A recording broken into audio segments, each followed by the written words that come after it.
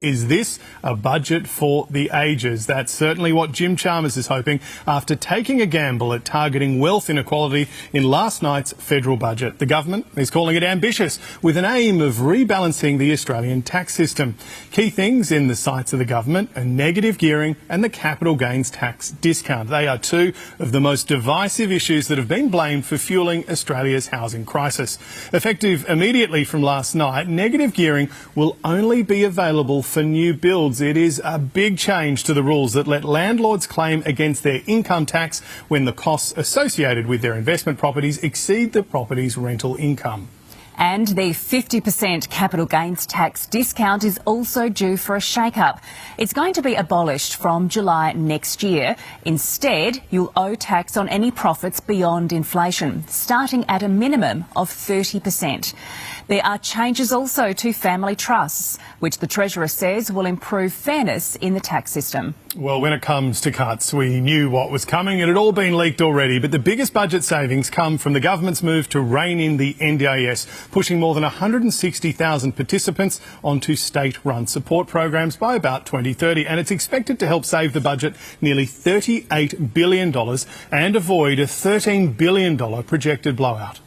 There are some benefits for workers too. A new $250 so-called Working Australians tax offset is the signature cost of living piece in this budget, but it won't arrive until mid-2028 to avoid fuelling inflation in the short term.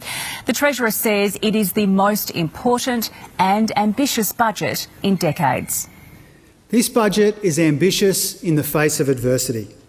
It's a responsible budget and it's a reforming budget, which builds resilience and bolsters our economy.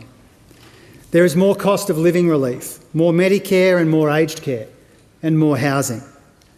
It makes the tax system fairer and stronger for workers, businesses, first home buyers and future generations, responding to the pressures of the here and now while embracing our intergenerational responsibilities.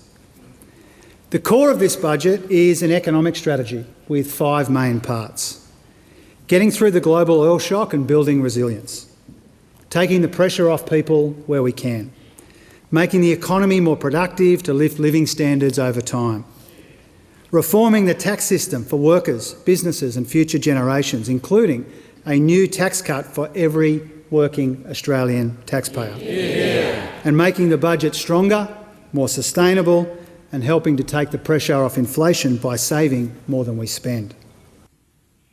And that was the Treasurer Jim Chalmers delivering his budget speech in the House last night. Now, this morning on our program, we have packed in our suitcase with us economic futurist Evan Lucas, who is braving the Canberra cold. Evan, good morning. Well, it's not as bad as I thought it would be. No, it's actually not too bad. Not yet. It will get worse. It will get worse, but that's all right. It's part of the budget experience. Now, looking through the books, what are some of your key takeaways from last night?